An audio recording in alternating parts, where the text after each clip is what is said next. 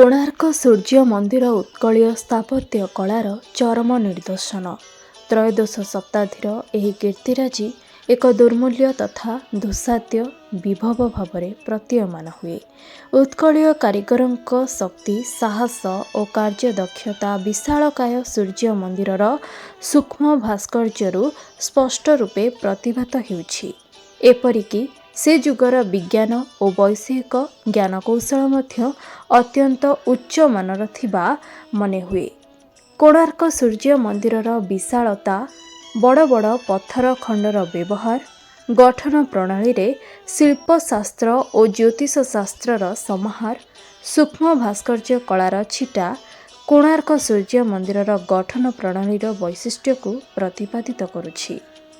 ଏଥିରେ ଅଛି 24 ଚକ ଓ 8 ଅର। ଏହାର ମାନେ କ'ଣ?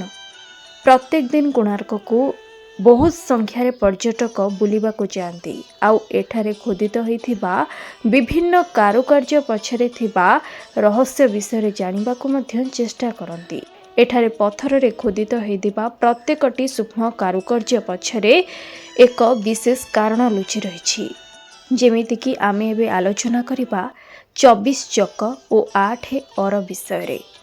କୋଣାର୍କ ମନ୍ଦିରର ପାର୍ଶ୍ୱରେ 24ଟି ଚକ ଖୋଦିତ ହୋଇଛି। ଏ ଚକ ଗୁଡ଼ିକ ଏଭଳି ସ୍ଥାପନା କରାଯାଇଛି ଯାହାକି ସୂର୍ଯ୍ୟଙ୍କ ଚଳନ ଅନୁସାରେ ଏହା ସ୍ଥାପିତ ହୋଇଛି। ପ୍ରତ୍ୟେକ ଚକରେ 8ଟି ମୋଟା ଅର ବା ସ୍ପୋକ୍ ରହିଛି। ଏହା 24 ଘଣ୍ଟାକୁ ସମାନ 3 ଘଣ୍ଟା ଲେଖାଏଁ ବିଭକ୍ତ କରୁଛି। ସେହିପରି ଚକ ମଧ୍ୟରେ ସରୁ ସରୁ 8ଟି ଅର ବା ସ୍ପୋକ୍ ଅଛି। ତାହା ସମାନ ଭାବେ ପ୍ରତ୍ୟେକ 1.5 ଘଣ୍ଟା ବା 90 ମିନିଟରେ ବିଭକ୍ତ ହେଉଛି। ଆଉ ଏହାକୁ ଦୃଷ୍ଟିରେ ରଖି ପ୍ରତ୍ୟେକ ଗାଇଡ୍ ଆସୁଥିବା ପର୍ଯ୍ୟଟକମାନଙ୍କୁ ଏହା ବିଷୟରେ ବୁଝାଇଥାନ୍ତି।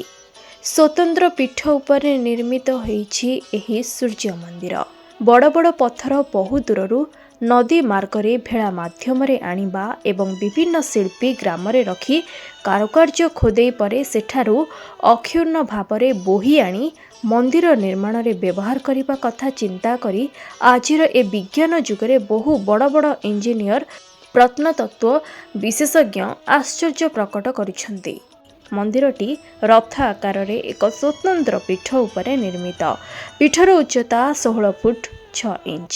ପୀଠ ଉପରେ ମନ୍ଦିରର ଚତୁଃପାର୍ଶ୍ୱରେ 8ରୁ 12 ଫୁଟ ପର୍ଯ୍ୟନ୍ତ ବିସ୍ତୃତ ବାରଣ୍ଡା ରହିଛି। ପୀଠ ଦେହରେ ଚକ ଓ ଅଶ୍ଵ ଗୁଡ଼ିକର ଅବସ୍ଥିତି ତଥା ବିଭିନ୍ନ କାରୁକାର୍ଯ୍ୟ, ଖଚିତ ମୂର୍ତ୍ତି, ଲତା ଓ ପୁଷ୍ପ ଗୁଡ଼ିକର ଚିତ୍ର ଅତ୍ୟନ୍ତ ଚିତ୍ତାକର୍ଷକ ହୋଇଛି। ତେବେ ଏହି ମନ୍ଦିରଟି ଉଡ୍ଡୀୟମାନ ସୂର୍ଯ୍ୟରଥ ସଦୃଶ ଦୃଶ୍ୟମାନ, ଯେଉଁଥିରେ 7ଟି ଅଶ୍ଵ ଓ 12ଟି ଯୋଡ଼ା ଚକ ରହିଛି।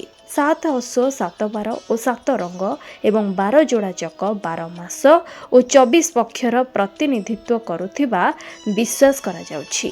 ପ୍ରତିଟି ଚକକୁ ଅର, ପଇ ଓ ବିଟରେ ବିଭାଜନ କରାଯାଇଛି। ସୂର୍ଯ୍ୟୋଦୟରୁ ସୂର୍ଯ୍ୟାସ୍ତ ପର୍ଯ୍ୟନ୍ତ ମନ୍ଦିର ଗାତ୍ରରେ ପଡ଼ୁଥିବା ସୂର୍ଯ୍ୟ କିରଣ ଦ୍ୱାରା ସୃଷ୍ଟ ଆଲୋକ ଓ ଛାୟାର କ୍ରୀଡ଼ା ମାଧ୍ୟମରେ ସମୟ ଗଣନା, ଜ୍ୟୋତିଷ ବିଜ୍ଞାନର ପରାକାଷ୍ଠାକୁ ପ୍ରଦର୍ଶିତ କରୁଛି। ତେଣୁ ଆପଣମାନେ ଯିଏ ବି ଜ୍ୟୋତିଷ ଶାସ୍ତ୍ରକୁ ବିଶ୍ୱାସ କରୁନାହାନ୍ତି, ଥରେ କୋଣାର୍କ ମନ୍ଦିର ଯାଇ ବୁଲି ଆସନ୍ତୁ ଆଉ ଏଠାରେ ଥିବା ପ୍ରତ୍ୟେକଟି ରହସ୍ୟ ବିଷୟରେ, ଲୁଚା କଥା ବିଷୟରେ ଜାଣିବାକୁ ଚେଷ୍ଟା କରନ୍ତୁ। ଆପଣ ଏହାର ସତ୍ୟତା ବିଷୟରେ ଜାଣିପାରିବେ। ଆମ ହିନ୍ଦୁ ଶାସ୍ତ୍ରରେ ଥିବା ଏହି ଜ୍ୟୋତିଷ ବିଦ୍ୟା କେତେ ଜରୁରୀ ତାହା ଆପଣ ଠିକ୍ ରୂପେ ବୁଝିପାରିବେ।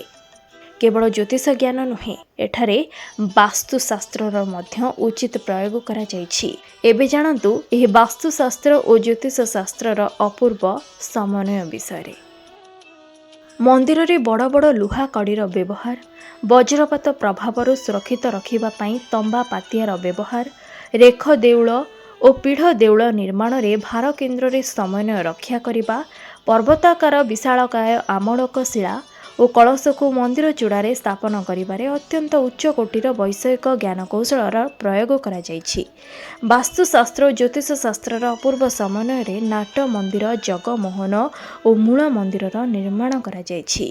ଉଦିତ ସୂର୍ଯ୍ୟ, ମଧ୍ୟାହ୍ନ ସୂର୍ଯ୍ୟ ଓ ଅସ୍ତ ସୂର୍ଯ୍ୟଙ୍କ ରଶ୍ମି ମନ୍ଦିର ଗାତ୍ରକୁ ସ୍ପର୍ଶ କରିବା ଏବଂ ମନ୍ଦିର ଭିତରକୁ ପୂର୍ବ ଦକ୍ଷିଣ ଓ ଉତ୍ତର ଦିଗରୁ ଅବାଧ ବାୟୁ ଚଳାଚଳ କରିବା ସେ ସମୟର ସ୍ଥପତିମାନଙ୍କର ବିଜ୍ଞାନ ତଥା ବୈଷୟିକ ଜ୍ଞାନର ପରାକାଷ୍ଠା ପ୍ରତିପାଦିତ କରୁଛି। ତେବେ 150 ମାଇଲ ଦୂରରୁ ଏହି ମନ୍ଦିର ପାଇଁ ବଡ଼ ବଡ଼ ପଥର ଆସୁଥିଲା। କୋଣାର୍କ କିମ୍ବା ଏହାର ଆଖପାଖରେ ନିକଟରେ କୌଣସି ପର୍ବତ ନାହିଁ। ମନ୍ଦିର ଗାତ୍ରରେ ବ୍ୟବହୃତ ଶାଣ ପଥର ବା ଖଣ୍ଡୋଲାଇଟ୍ ଖୋର୍ଦ୍ଧାର ବରୁଣେଇ ପାହାଡ଼ ଏବଂ କଳା ମୁଗୁନି ପଥର ନୀଳଗିରିରୁ ଅଣାଯାଇଥିବା ଅନୁମାନ କରାଯାଏ। ଏତେ ଦୂରରୁ ବିଶାଳକାୟ ପଥର ଖଣ୍ଡଗୁଡ଼ିକ ନଦୀ ମାର୍ଗରେ କିଭଳି ଭାବରେ ଅଣାଯାଇଛି ଚିନ୍ତା କଲେ ଆଶ୍ଚର୍ଯ୍ୟ ଲାଗେ।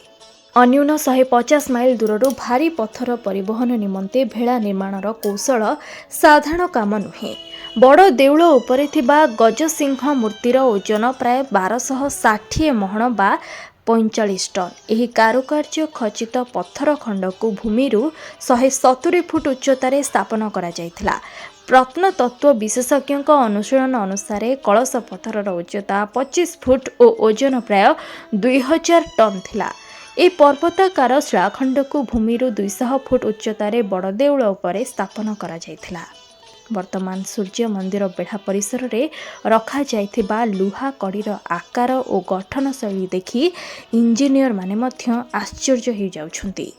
ଏହି କଡ଼ିଗୁଡ଼ିକ ମଧ୍ୟରୁ ସବୁଠାରୁ ବଡ଼ କଡ଼ିଟିର ଲମ୍ବ 35 ଫୁଟ 9 ଇଞ୍ଚ, ଉଚ୍ଚତା 10 ଇଞ୍ଚ ଓ ମୋଟେଇ 8 ଇଞ୍ଚ। ଫର୍ଗୁସନ୍ ଓ ରାଜେନ୍ଦ୍ର ଲାଲଙ୍କ ଭାଷାରେ ଏହି ଲୌହ କଡ଼ିଗୁଡ଼ିକର ଗଠନ ପରିପାଟି ଓଡ଼ିଆମାନଙ୍କ ବୈଜ୍ଞାନିକ ସୂକ୍ଷ୍ମ ଦୃଷ୍ଟିର ପରିଚୟ ଦିଏ। ତେବେ ଆମ ଓଡ଼ିଶାର ଏହି କୋଣାର୍କ ମନ୍ଦିରକୁ ନେଇଥିବା ଇନଫର୍ମେସନ୍ ଯଦି ଆପଣଙ୍କୁ ଭଲ ଲାଗିଛି ତେବେ ଏ ଭିଡ଼ିଓକୁ ଲାଇକ୍ କରନ୍ତୁ ଏବଂ ଖୁବ ମାତ୍ରାରେ ସେୟାର କରନ୍ତୁ।